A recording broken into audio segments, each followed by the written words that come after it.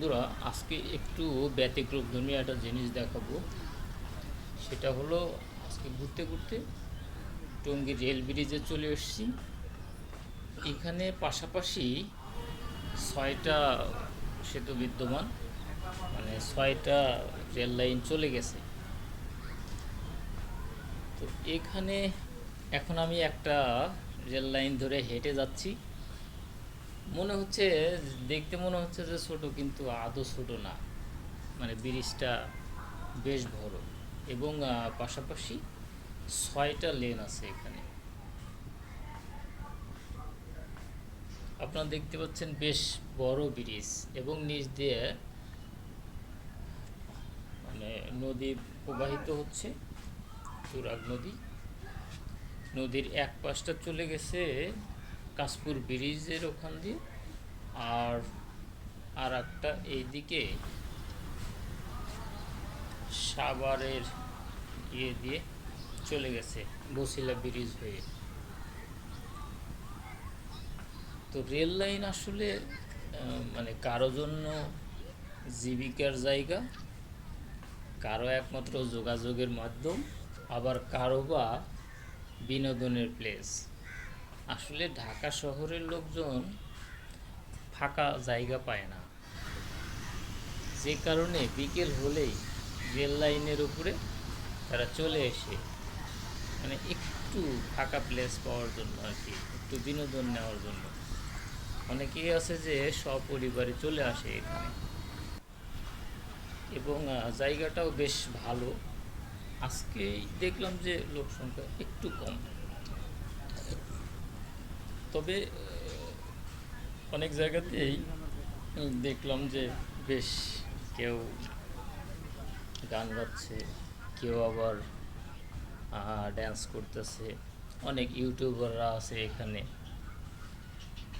পাশাপাশি লোকজনও সেই তার দেখে বিনোদন নিচ্ছে। মানে বিনোদনের বেশ ভালো প্লেস, আবার একটু রিক্সিও।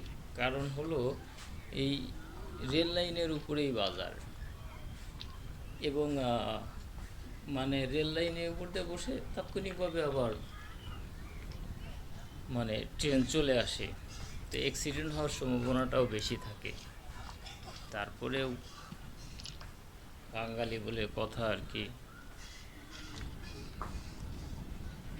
জীবিকা তো উপার্জন করতে হবে। এই জন্য রেল লাইনের উপরে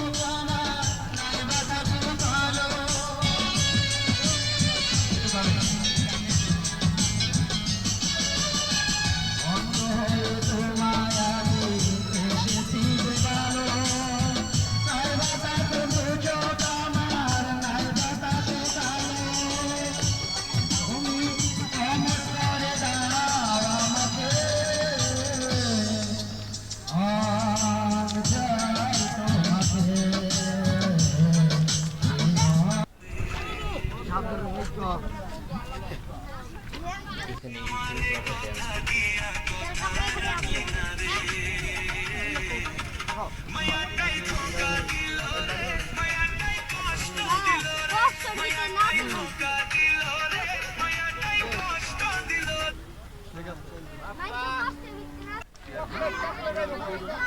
ড্যান্স করতেছে।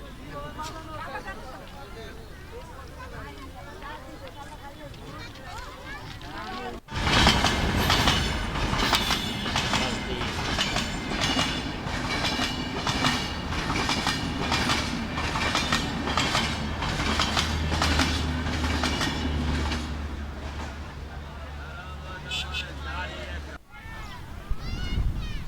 এইটা, এই নদীটা কাশপুরের দিকে চলে গেছে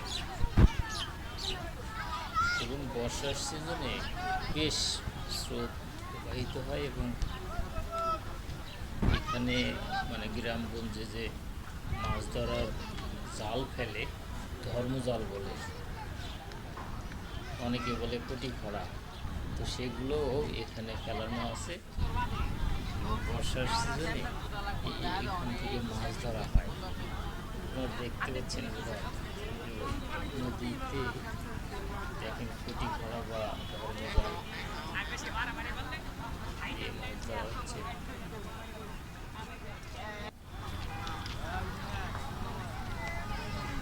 এখানটাতে আবার বাজার বসেছে, মাছ, বিভিন্ন ধরনের তরকারি,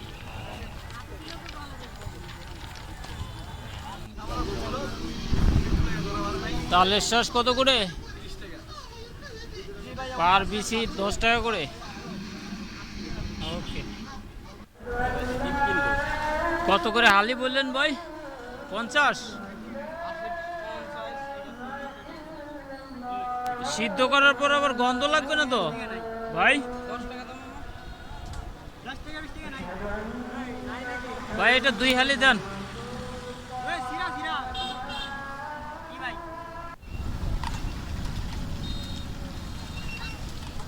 মানুষজন গাড়ি নিয়ে রেল লাইনের উপর দিয়ে যাতায়াত করতেছে। এটা বেরিবাদের রাস্তা, রেল লাইনের উপর দিয়ে চলে গেছে। এখন আমরা এয়ারপোর্টের দিকে আগাচ্ছি।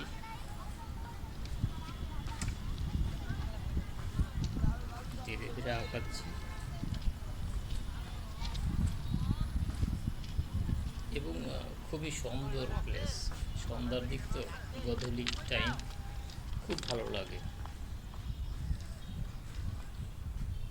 এবং ডাইন পাশ থেকে মানে সাভার এয়ারপোর্ট, সরি ইপিজেড থেকে ফ্লাইওভার চলে আসছে।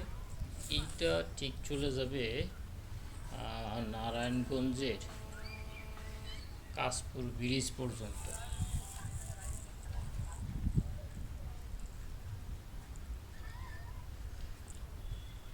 এটা চালু হলে দেখবেন যে মানুষের যোগাযোগের জন্য খুবই সহজ হবে। এইটা কাশপুর ব্রিজ থেকে সাভার ইপিজেড পর্যন্ত চলে গেছে। এটা যদি চালু হলে ঢাকার মধ্যে দিয়ে দেখবেন যে 40 থেকে 45 মিনিটের মধ্যেই ঢাকা পার হয়ে যাবে।